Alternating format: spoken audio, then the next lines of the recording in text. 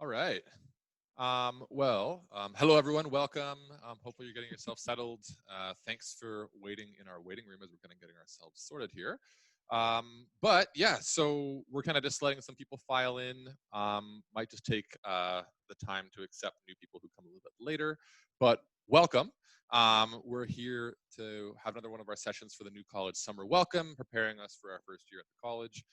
And so today's session, we're really centering on the conversations of what does academic support look like at New College. We have a lot of different resources, both staff and student alike, that can come and speak to some of the experiences, the work, the supports that are available to you.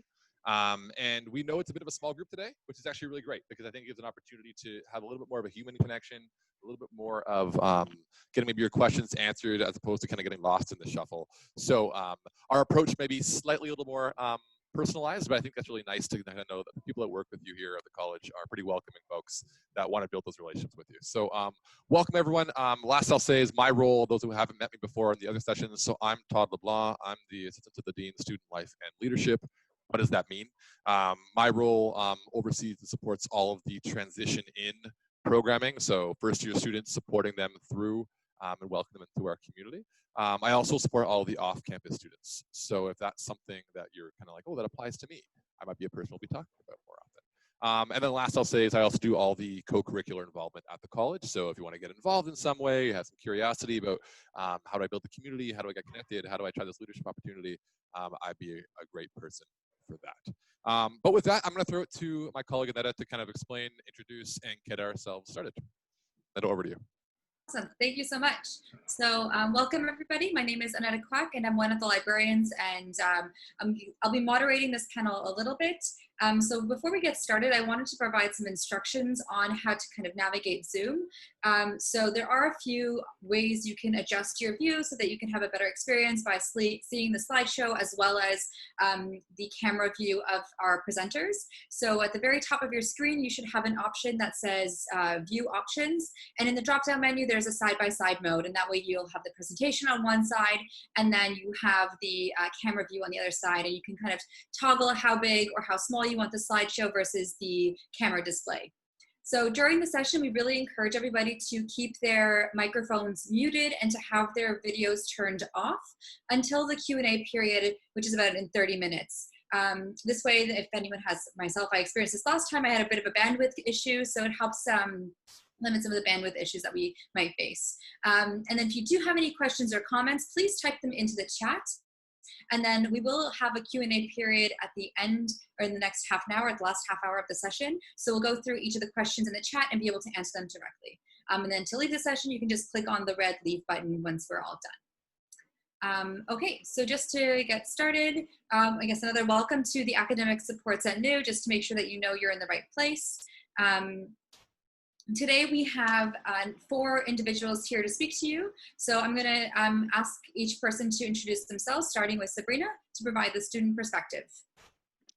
Hi everyone, my name is Sabrina Wase, and I'll be providing the student perspective. I just finished my undergrad last year, and hopefully I can provide some feedback into like the transition from high school to university.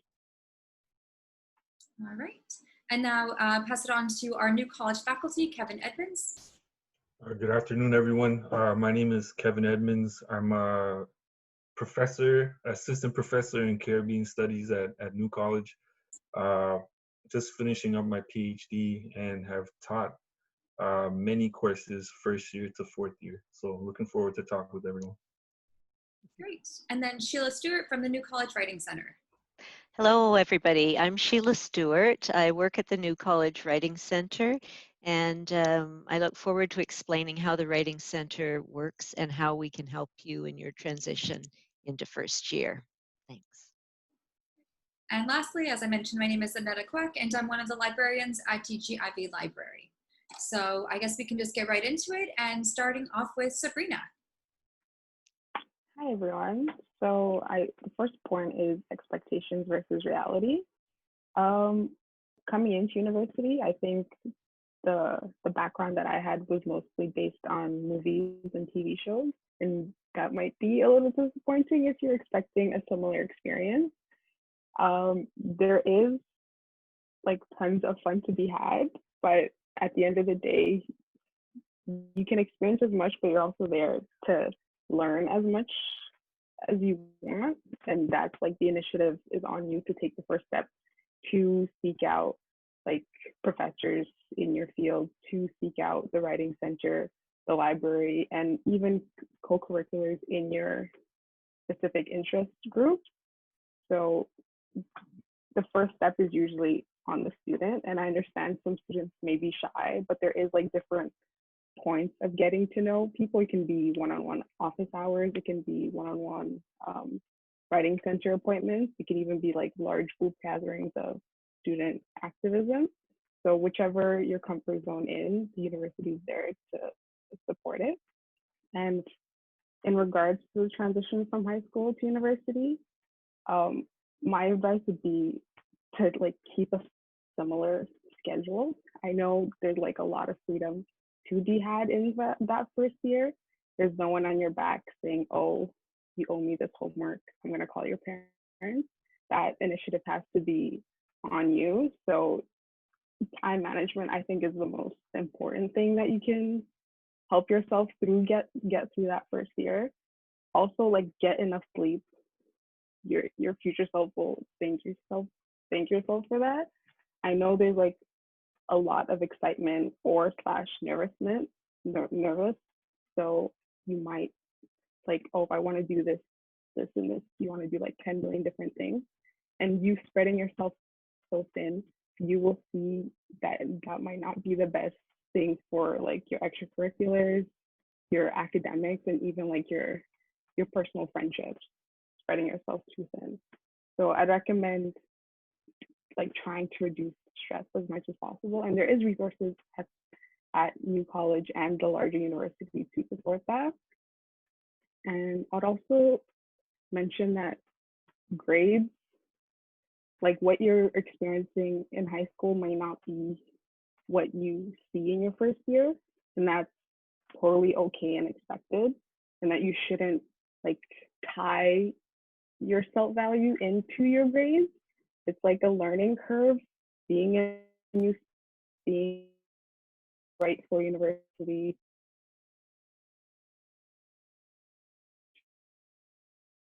as in high school, teacher will give you an extra 10-15 minutes, like as their discretion, whereas here they're not allowed to. Everyone gets like the same amount of time unless you have accessibility. So I'd recommend like using the resources that you have through the University Writing Center, going to office hours to clear up more complex theories and everything. So don't be disappointed in your first year at seeing like a C or a D. That everyone has that awakening moment saying, oh, what got me through high school will not work in university all the time or like most of the time. And that's not indicative to your future success in university.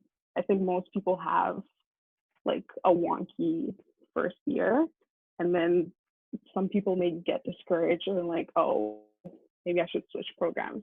If you're switching programs for like lack of interest, absolutely do what you have to do. But if you're doing it because you're not, I don't know, do it for the right reasons. And with first year being how you can take like different courses throughout the university before you declare your program, I think you should take advantage of that in your different interests in different fields. What else? Also, I tried this. Avoiding things until last minute is not a good idea. Procrastination will be many students' downfall, because September, October, fall is in the air, everyone is new, everyone is meeting, it's so much fun. And then November comes around and it's like midterms, whereas in high school, midterms meant, oh, you just get like progress. In university midterms, you're getting a paper or a test to test that progress. So it might come very fast in a very like grounding moment, like, oh, what have I been doing this past 2 months?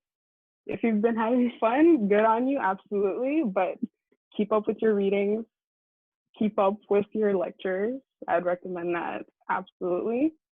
And also, some courses, at least a majority of first year courses are full year. So your exams at the end might be cumulative. So it would be better to learn what you're learning in September and October and November rather than trying to cram all of these months in April. So I'd recommend that also. And approaching your first paper exam, as I said, try to do things like incrementally so you don't leave everything to be done at the end. And also, I think in first year, I didn't visit the writing center at least because I personally was at St. Mike's. And I think you guys have done an excellent job of picking your college. Like everyone at the college is so welcoming and so invested in seeing students succeed in whatever aspect of life that is. It can be like the welcoming porters at New College that give you the keys to the offices, or even Todd, Sheila, Kevin, and Etta. Everyone at the college is so welcoming. So use that to your advantage. Go to office hours, go to the writing center. Everyone literally is there to see you succeed. So I'd say please take advantage of that. And accessing academic support, you can go at least the main library, Robarts, if they'll be open. There's someone there to walk you through the research process, a student. So if you feel more comfortable with students. And in New College, we have Sheila here. She'll touch up on it more in her segment. And they can walk you through the beginning of an assignment, the middle to the end. So you have that support there, absolutely. And if you have any questions, I'll be here at the end. Thank you, everyone.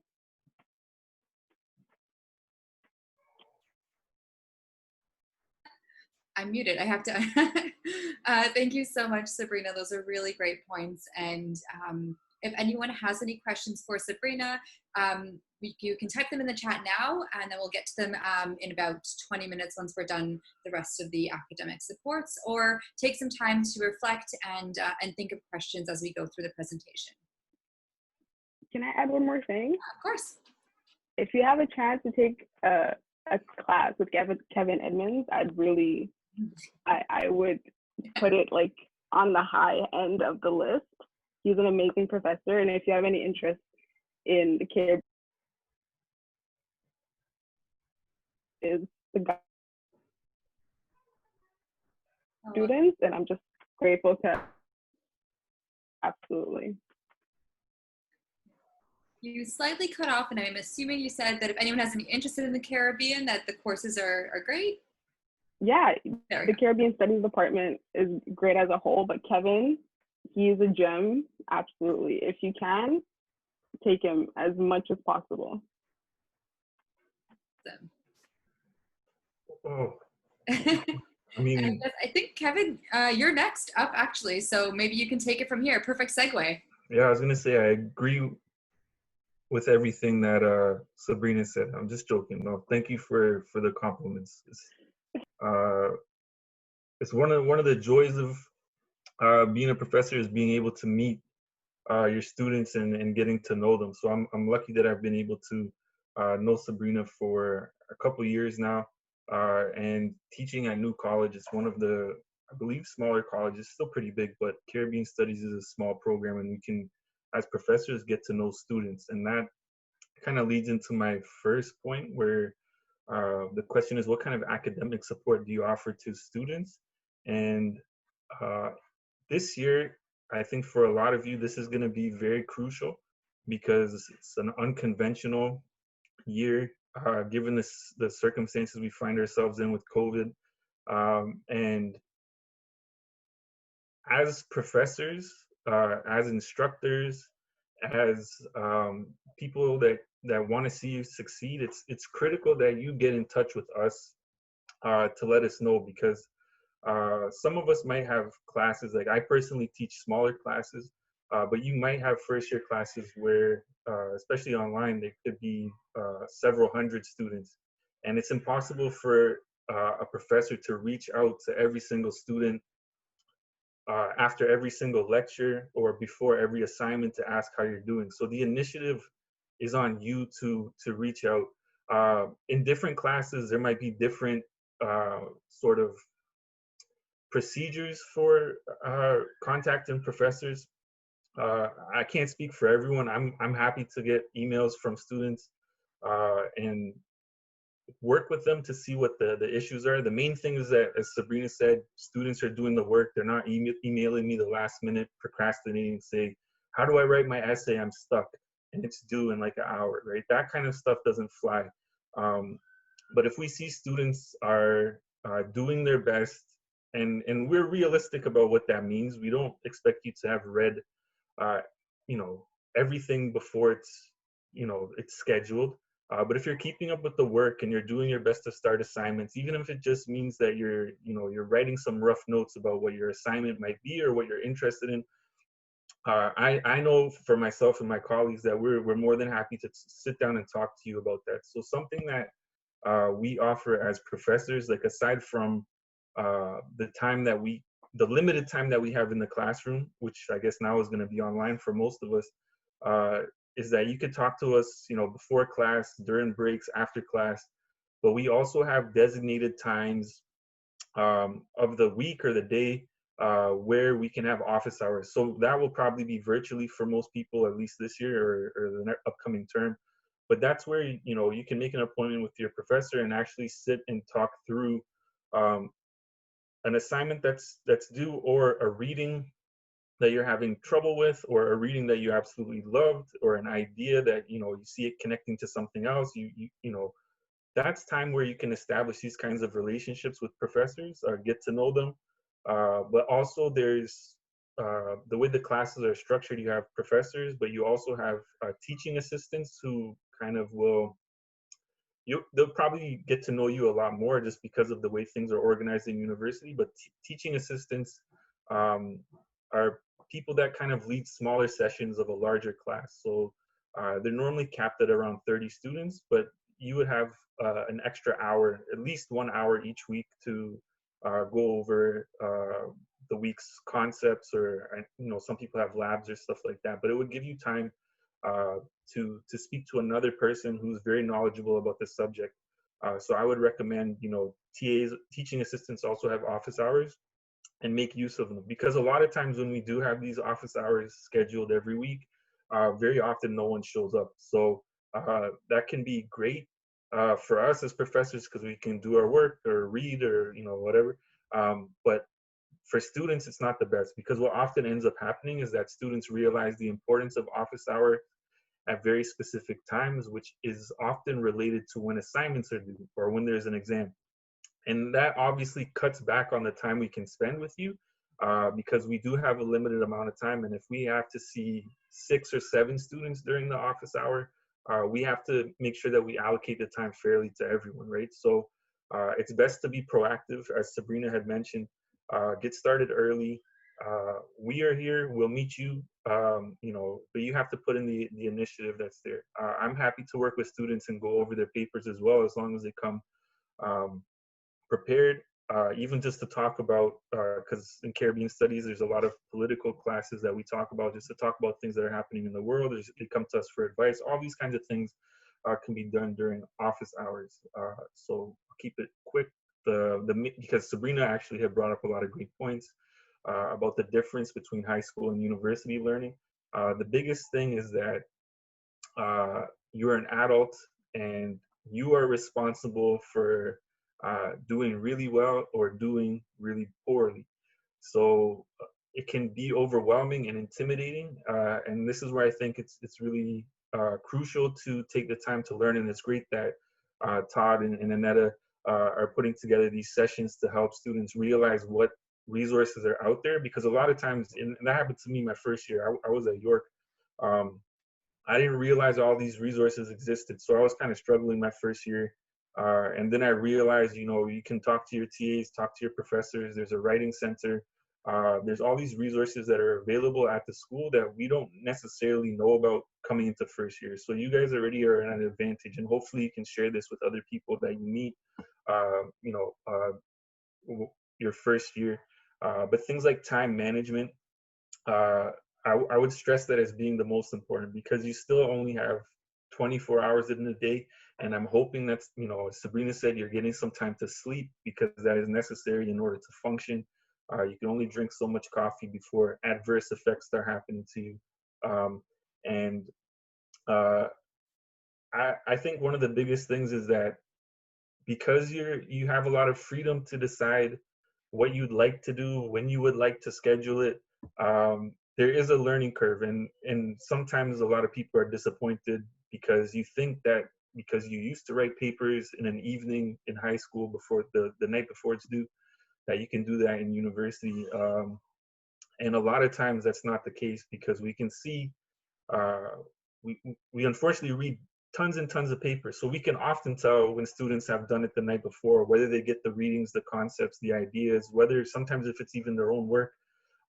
And these are really things that can all be avoided. So time management is essential. Trying to make time to plan, space, even if it's each day or at least during a week, where you're going to dedicate to a particular course, reading, social activity, those kinds of things. It's really helpful. And I think there's also people on campus that can help there. I think Student Life is also there to help with things like time management, because I know I struggle with that now. So it's an ongoing thing for a lot of us. So in terms of the first steps, what I would recommend to a first year student is that, I know it can seem intimidating to approach a professor and ask for help, because a lot of times we have our guard up, trying to make it seem like we know everything that's happening, that we're absorbing all the material in the class, and we kind of feel embarrassed or ashamed that we don't understand it, right? Because the whole idea is that we're here because we're really smart, which is all true. But even as a professor, there's things that I could read an article and I won't understand. Don't tell anyone. I won't understand 100% of it, or I'll have questions. So it's totally normal for you to read something, have questions, read it a second time, and still not fully grasp everything. And that's fine. So ask us as soon as one of these issues pops up, right? Obviously, there's a lot of tools that are there. We want you to do the reading. Ideally, read it a second time. We do have a lot of other materials that are there, like, the internet can, sometimes you might not understand a particular word or term or historical event. Google can be super helpful for that. But if it still doesn't sink in, more than happy to talk to you. Talk to us as soon as possible, so that you can kind of break the ice and we can establish a rapport.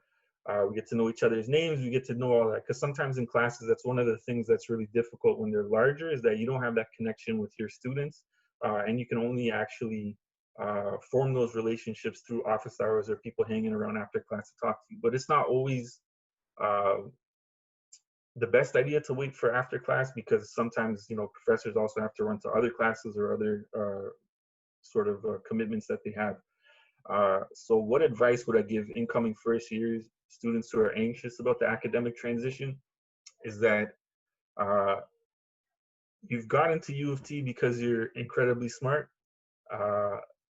Don't doubt yourself when you do see that your marks might drop. So just to give you an idea, like when I started my first year at York, my last year of high school, which was many, many years ago, I was doing quite well to be able to get into not quite well, but good enough, I guess. And then I got to university and I was getting C's and D's, and then I was really disappointed and disillusioned, and thought my confidence really took a hit. And then I stuck with it because I was meeting more people and they're in the same boat as me. And then they said, you need to learn how to write again. You need to learn how to write essays. You need to learn how to read. You need to know how to respond to questions that are asked to you. You can't just write everything you know on a test. You need to be very focused and make sure you present it in a really clear and coherent way, right? And that's a challenge, because sometimes we just want to write everything we know, and it's not really organized. So a big part of what we do in university is to try and organize our thoughts, whether that's when we're speaking or writing. But this is a skill that comes with practice, right? So first year C's and D's, and now look, I'm going to be your professor maybe. So all of this, it means that you don't get stuck in that same place. It takes practice, learning how to write a thesis statement. So going to see Sheila or going to the library to ask Annetta if you want some help with your research topic or to get some extra assistance with that. These resources are here, and it will help make you, basically, the learning curve will be a lot smoother for you if you do take advantage of the resources that are out there. And being anxious and being nervous, especially with everything that's going on now, is totally normal. Make sure that you do try to reach out to your fellow students. Ask professors. I know because a lot of people will be in online classes. If there is a way, whether it's just by having a chat room discussion on your class website where you can meet and connect with other people, to give you some time to get to know students, because you don't want to be really isolated during this time. Or you can join clubs or groups around campus. Do all of these things because it's really important you have a support system around you. We're all willing to be part of that, and we will be part of it. But again, it takes people taking the initiative to do that. But you'll all do excellent, this year. But we're here, and for us, it's a learning experience as well. How to be able to be there for students as well. So you might feel like you email someone once and we don't get back to you in time. It's not because we're ignoring you. It's because there's a lot of stuff that we're figuring out, and we're trying to make sure that we can be as knowledgeable and available for you as possible. So looking forward to any questions people have as well. Amazing. Thank you so much, Kevin. I think the theme for this 2020 semester is like, be patient and kind to yourself, to others, and just like keeping in mind that this is new for everybody. So thank you. And I'm going to pass it on to Sheila now to give us some more information about the Writing Center. Okay, great. Thank you. Thank you, everyone. It's great to have this chance to explain how the Writing Center works and to welcome you to your experience with the Writing Center. So the primary thing that we do is one-to-one appointments, which you book online, and they'll be held online primarily.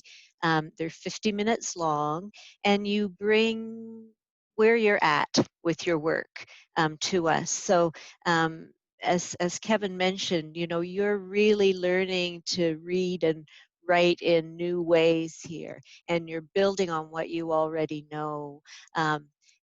So you might come to the Writing Center when you've got your first assignment description and you're trying to figure out what it is, and you're not sure where to start, and you're not sure if you exactly understand what the assignment is asking you.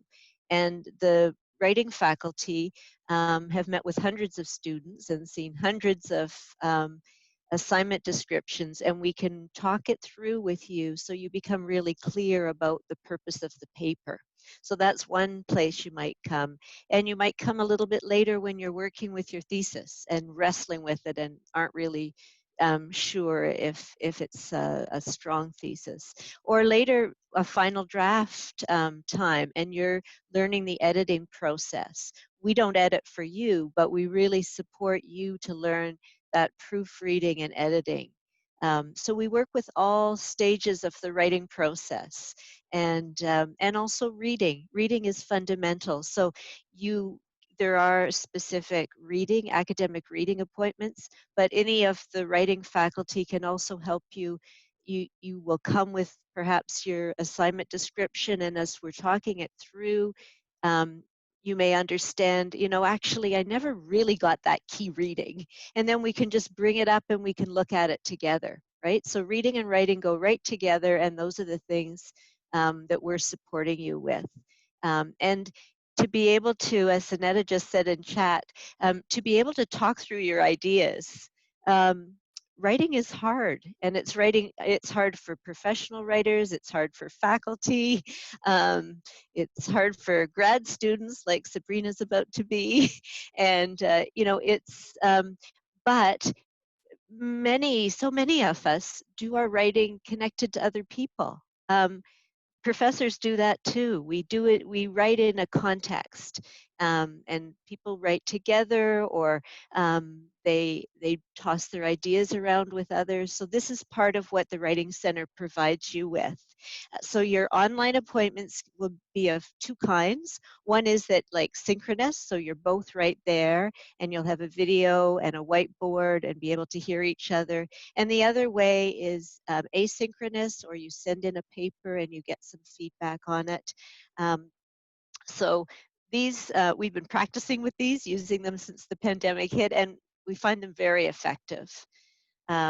So as well as the one-to-one appointments, there's things like the writing room, which is a drop-in, and that'll be offered a few times each week. And one of the librarians and some of the writing instructors are there. There's also some groups. There's a Caribbean African Equity Studies writing group. There's a retreat, different offerings that are maybe a little bit more group-oriented. So a number of things, and it's all on our website. And in the first couple weeks, we plan to have a picnic table out in the quad for those who will be with us in person. And the Writing Center director, Liz Newberry, and myself will be at the table, able to speak face-to-face with those who come. But otherwise, we're very available online. So, and so this question of the difference between high school and university, this is what you're faced with, and this is what we really love to help students with, this, this transition. And as Kevin said, marks often go down, right? And it can be discouraging. You go from being an A student and you get your paper back and it's maybe like a C- or whatever. This is quite typical and not something to panic about at all. So you're learning what it is to write in the discipline that you're in. And you're learning the different kinds of papers that there are, different sorts of assignments, right? So you were in subjects in high school and there was quite a bit of memorizing, and now you're really learning to think differently. And through university, you become a knowledge maker.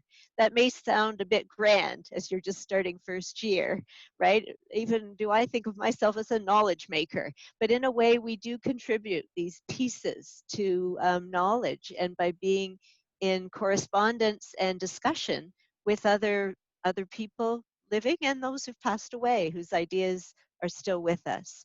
So I'm going to just sort of briefly say a couple of things now and then wrap up.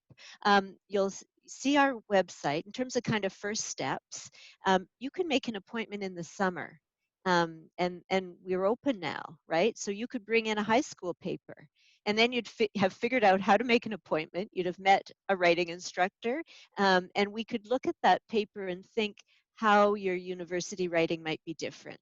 So we'd love that. We love to meet you as you're just getting used to things and you haven't even really started. Or September, it's a great time to come. You'll be getting a syllabus from each professor. You'll have a first assignment.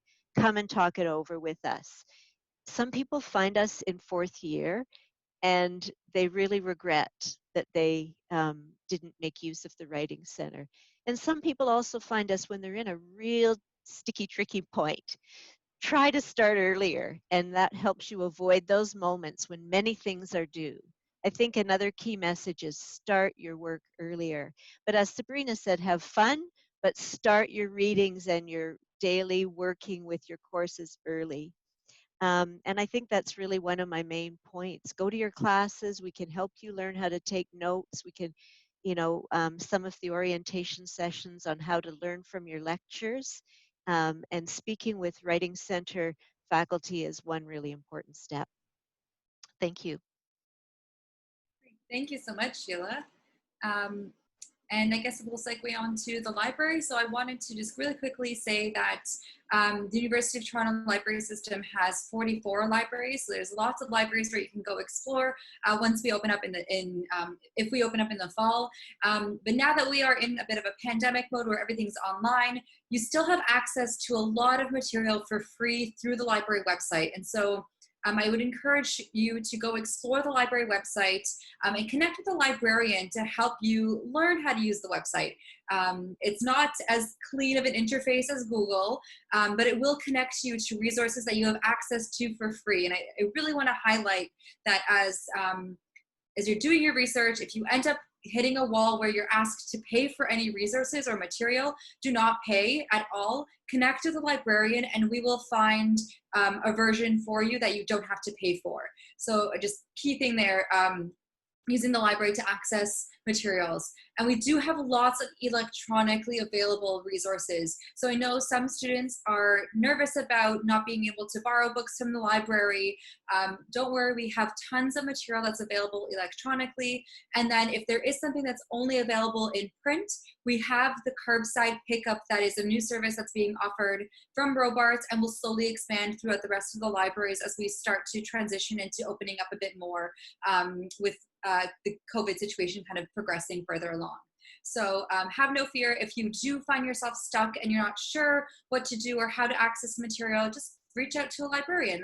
This is our job. It's what we're here for, to connect you with the material that you need to succeed. Because as we're all sharing our personal experiences, when I was in first year, I wrote a paper and I used Wikipedia and only Wikipedia as my sources, and I received some very some good feedback from my instructor telling me not to use Wikipedia ever again in an academic paper. And so I want to highlight that in high school, Wikipedia or random websites may have been acceptable, but as you enter university, you are expected to find what's called academic or scholarly or peer-reviewed sources. And so these are sources or materials written by experts in their field. And it might seem overwhelming and you might not know how to find these, but that's where librarians come in. And so you can book a consultation with us, those are research consultations, and we can meet with you for an hour and go through your research ideas and show you how to use the library website, how to take your research question into and how to search the library website from your research question, because searching in university is not the same as searching in Google, where you can ask Google a question and it will pop up an answer. There's a bit more of a technique to it, and so we can walk you through that step. And just as everyone has been saying here, meet with these academic supports early. So come see us early. Doing research is time consuming and it's a process that needs to be revisiting. You'll do one search and then read a little bit and go back and do more searching. And doing that the night before papers due is next to impossible. I'm speaking from personal experience. It's not fun. So save yourself the trouble and just start doing this stuff early. And so we have got 15 minutes left. I'm going to just wrap it up here and highlight that librarians are here to help you. And then now I'm going to open up the floor to you, our students, and see if you have any questions for us. So once again, we're going to be using the chat, which is located at the bottom of the screen. So if you have any questions for us, just type them into the chat. If you want to use your microphone, just type in, I have a question, and then we can you can turn your microphone on to answer or to ask. I'll just give everybody a moment to process. I know there was a question here earlier for Sabrina. What do you think students should do if the first grades they receive are below what they expected? And I know, Sabrina, you answered in the chat, but perhaps you want to also touch on that in using like the microphone? Yeah, of course. So I think the first point would be to go to whoever marked your assignment. So either if it's a TA or a professor, to find out where you went wrong, where you did right, so you can tailor those feedback for your next assignment. And then the next step would be to visit the writing center for your next assignment or a library. So, and also, as we've been saying, a C and a D, it will not make or break your future career. So it's okay. It might feel really bad receiving it, but it's like a lesson to be learned, a learning curve. So you use that to like improve your future work that you submit. I'll just pop in here. Thanks, Sabrina. Just to add, sometimes you're trying to understand the feedback, and so I think that's great, speaking to whoever marked it. And then at the writing center, we can look at papers that you've the feedback you've received and think that through with you and kind of help to focus on what you need to learn. Or as you mentioned, Sabrina, come to the writing center with the next assignment and maybe bring that first one along. Like sometimes really reading and thinking through what the feedback is with you, it's great to get a bit of support for that.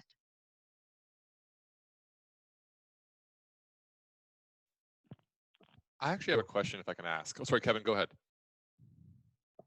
Oh, so it was just on that point. I think that the question that Todd raised and Sabrina and Sheila have answered is that a lot of times, or at least I didn't realize when I was in my first and second year that we were even allowed to do that. I thought that it was just a very top-down system where your mark stood as, you know, what you received, and uh, obviously what I would encourage students to do is to take some time when they get the feedback, um, think it through, see if it's fair. Because a lot of times we get like reaction emails saying that, you know, how dare we give them, you know, an 82 or something. Like they're really mad about that. They want a 90 or 95 because it's going to impact them going to law school or whatever in first year. But a lot of students don't realize you can ask us questions. Like, so like Sabrina said, we can help you where to point out where you can improve what you've done, you know, strongly, or what to carry forward in your future assignments, what to avoid. But also sometimes you could point out things or ask like why we interpreted your assignment in a particular way.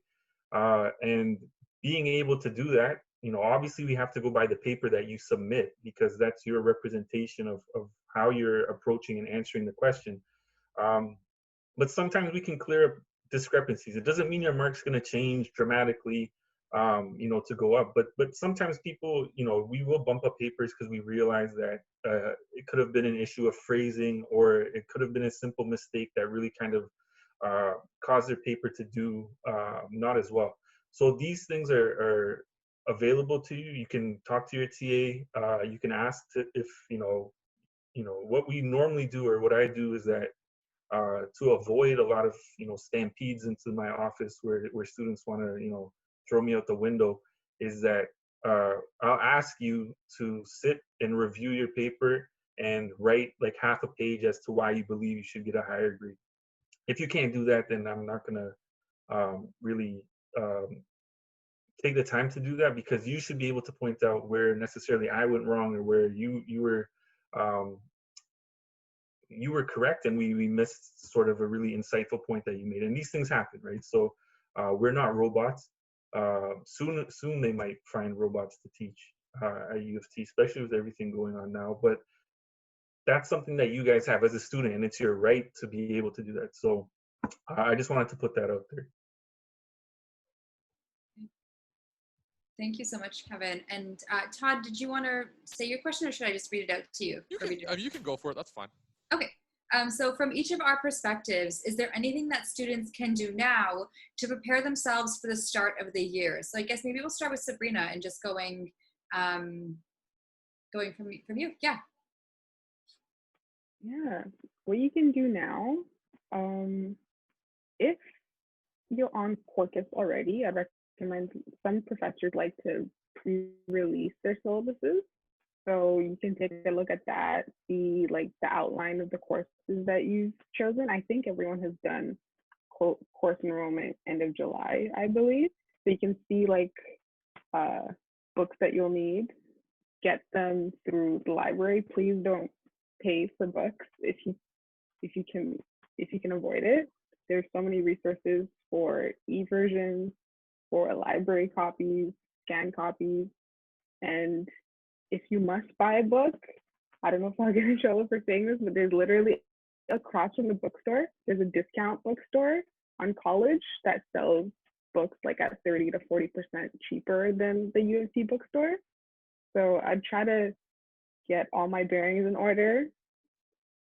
Yeah. Great. Kevin? So I believe, yeah, once you enroll in your courses for the semester, upcoming semester, you should be able to log on to U of T's, like, I don't know what you would call it, but it's like a student teacher faculty interface where librarians and writing instructors can be part of the courses as well, called Quarkus. So probably for a lot of you, if you log on to Quarkus, it's totally blank. That's because if your professor is like me, they have not uploaded their syllabus yet. because at least in mine, I have an excuse. It's a new course I'm still putting together and stuff like that. But sometimes if your professor is really proactive, or they might have taught the course before and say, you know, this is an old syllabus from last year, 2 years ago, you can look at it, but there will be changes. So at least you can familiarize yourself with some of the themes or topics, or get an idea about some of the assignments that are there. Not every professor will do that. Depend for various reasons. It could be, like I said, it's not ready, or it's the first time they're teaching the class, or it's going to be revised significantly, so there's no point giving the syllabus to you if it's going to change, you know, between now and September. But that's something that you can often do.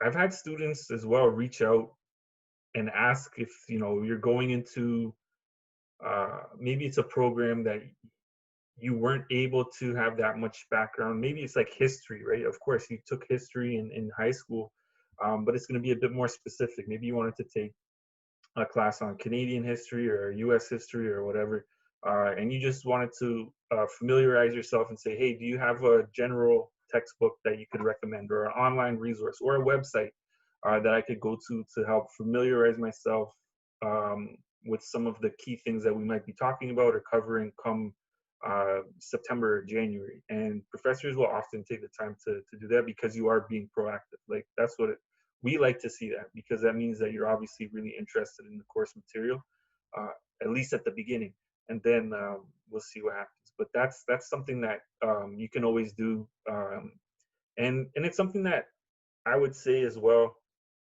that even if you find yourself, you know, in the first couple of weeks that you find the readings are a bit challenging, you can ask for, it's difficult because it requires more reading, but supplementary materials to help make things make sense. Because sometimes what happens is that professors design courses, and normally they take a lot of time to make sure that students are able to gradually build up their understanding of the concepts and themes in the class. But sometimes they can assume that everyone is coming into a class at the same level, and that might not be true. And you're always welcome to ask professors and teaching assistants for, you know, if they could recommend something, a source or a book or an article or even a documentary or a podcast that could help make a certain topic make sense. And we're always happy to do that as well.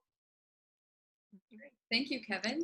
That's great. Philip, before I pass it on to you, because it is a question directly for the Writing Center, I'll just say that from my perspective, it'd be good if you mapped out when you have your due dates. So once you get all of your syllabi, which gives you an outline of what the course is going to look like, map out all of your due dates in a calendar so that you can get a visual sense of like the weeks that will be madness, and then kind of plan out, okay, maybe if I have 3 assignments or 3 essays due this one week, I can try to set an earlier due date for myself personally and have it done a week before. And then that way you can do like kind of map things out. And then when you have it all laid out, you can also see like, okay, I need to start researching this topic, you know, 2 weeks before. I mean, really encourage you to start 2 weeks before, because it is a process. So yes, I'd encourage everyone to like map things out in a calendar.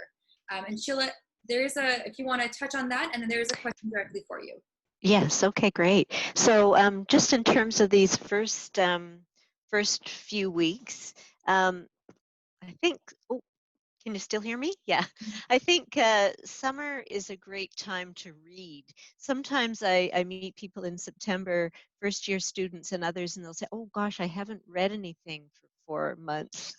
So, you know, I mean, and I'm a big believer in reading widely, all different kinds of things that interest you. Because come September, when you're into those courses, you're going to have specific things to read, and you won't be reading just whatever you like, right? So that's one piece of advice. And similarly with writing, if you're not writing at all now, you know, write a long email to someone, or a long text, or in a journal. Like, keep these things alive just in a way that is meaningful for you. And checking out, like, you're doing the right thing by being here now, right? And looking at what we're sharing, if you're looking at it after the real time version. So make all these resources available to you now. Come to orientation, come to Ignite, And you can also check out the Writing Center website. Look at what we're offering, and we'll start to be putting up our dates for things. And you can also book a Writing Center appointment right now. There were some early this week that were available and didn't get used. So you'll see how to do that on the Writing Center website. There's a green button that you press on. You get yourself registered there and then book an appointment, and you're kind of ahead of the game and you know how it works. There's also something called Writing Spaces, which I'm doing over the summer, and I'll do it next week with another instructor on Monday and myself Wednesday. It's from 10 until 11. And I'm going to leave my email here afterwards in the chat, and also you can, and that'll be a way that you can get the link. But if you go on the website, you can find the link, and it's on Zoom, and it's pretty quiet in the summer, and it'd be lovely to have a new student there, and it would be a chance. I'd give you some writing to do that you wouldn't have to share, and there'd be a chance to talk with some other students and get some writing strategies. So I think all these things get you oriented.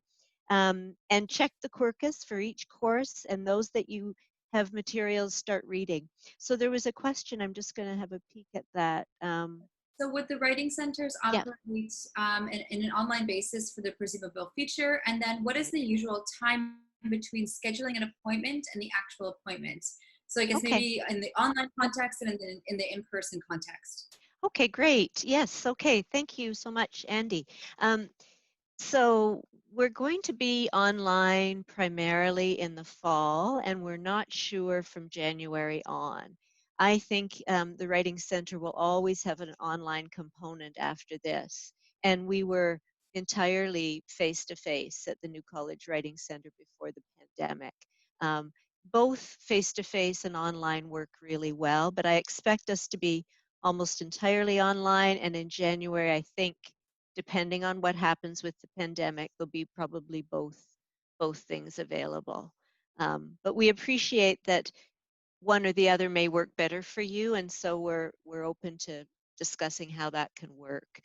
So in terms of scheduling an appointment, the appointment interface, WC Online, you can see the date and you can see the times, and you can pick a slot or an appointment time period that's going to work for you.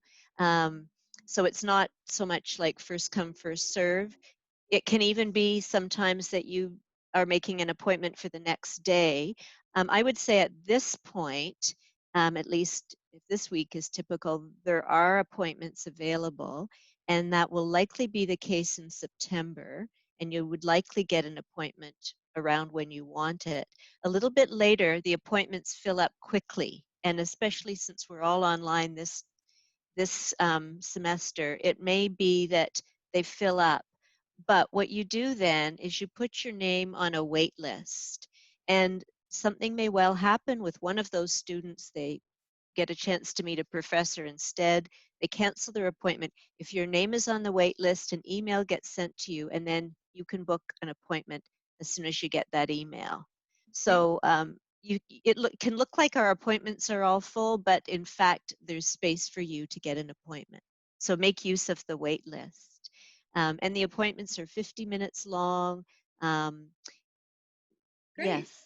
Thank you, Sheila. I'm Okay. realizing that it's 2:00 and that kind of brings us into our allotted slot time.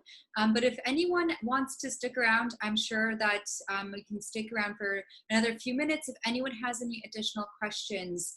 And I guess before we click off, I want to thank you all for attending and for listening to your academic supports. And we really do look forward to working with you all in the fall in this new environment for everyone. Great. Thanks so much, Netta, and everyone else. Thank you again. Wanted to kind of just one attention to be brought to the chat there. I provided the link for registration for all of our orientation programs. I say programs as plural.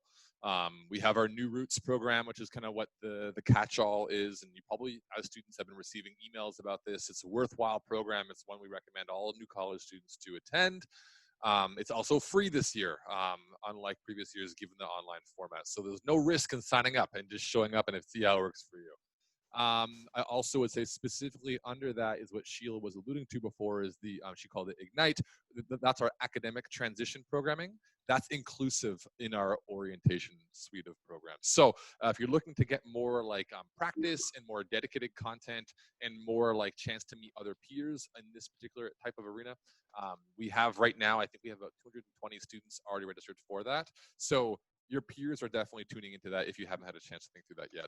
And I also note if you do identify as an international student prior to the New Routes program, we also have a New Journeys program for the international students that are navigating their way to campus, whatever that may be looking like for September. So that's also a very meaningful and I think worthy experience for those of you here listening live or recording later. So that's my shameless plug on that program. Sheila, thank you for the nod there. I wanted to appreciate that.